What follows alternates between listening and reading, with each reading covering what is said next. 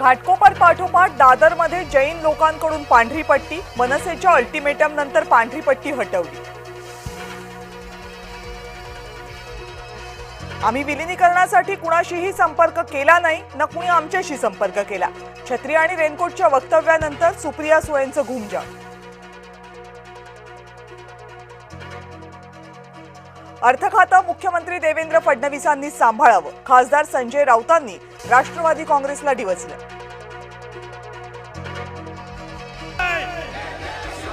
रोहित पवारांच्या अन्नत्याग आंदोलनाचा आजचा दुसरा दिवस। शेतकऱ्यांच्या विविध मागण्यांसाठी रोहित यांची गांधीगिरी।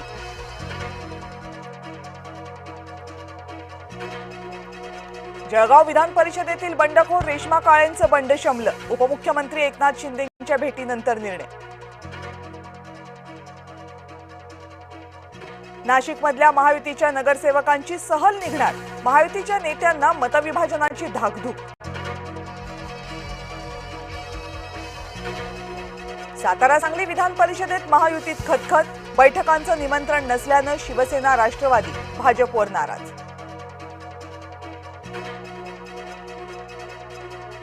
उबाठाच्या खासदारांची उद्या मातोश्रीवर बैठक, ऑपरेशन टायगरच्या चर्चांच्या पार्श्वभूमीवर बैठकीला महत्त्व। स्टँड अप कॉमेडियन प्रणित मोरेला अखेर उपरती, अश्लील टिप्पणी प्रकरणी गुन्हा दाखल होताच माफीनामा, तर प्रणित मोरेच्या सर्व व्हिडिओची गृह विभागाकडून चौकशी होणार। केंद्राकडून कांदा खरेदी दरामध्ये 70 पैशांची वाढ, कांद्याला प्रति किलो 16.5 रुपयांचा दर मिळणार, तर शेतकऱ्यांकडून 30 रुपये प्रति किलो दराची मागणी।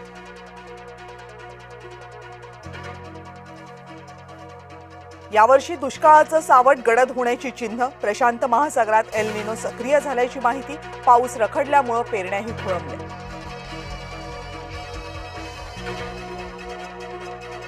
जायकवाडी धरणामध्ये फक्त 28% पाणीसाठा, 4000 उद्योगांवर पाणी कपातीचं संकट, औद्योगिक क्षेत्रांना दररोज मिळणाऱ्या पाण्यामध्ये कपात होणार।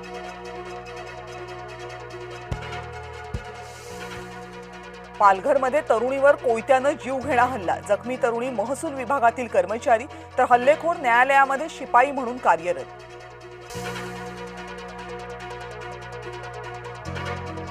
सासरच्या छळाला कंटाळून विवाहितेची आत्महत्या, संभाजीनगरच्या कन्नड तालुक्यातील घटना। नवीन घरासाठी सासरच्या मंडळींनी 12 लाख रुपयांची मागणी केल्याचा आरोप। जोरहाटमध्ये भारतीय वायुदलाचं विमान कोसळलं, अपघातात 5 जवान शहीद।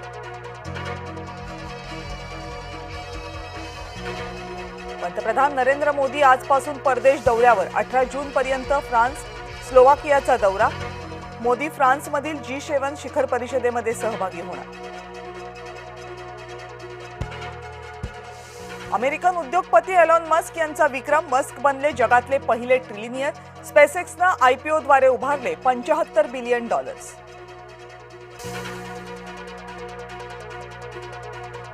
केन विल्यमसनची आंतरराष्ट्रीय क्रिकेटमधून अचानक निवृत्तीची घोषणा, कसोटी मालिकेदरम्यान मोठा निर्णय। आज भारत आणि अफगाणिस्तानमध्ये पहिला एकदिवसीय सामना, धरमशाला येथील मैदानामध्ये रंगणार सामना।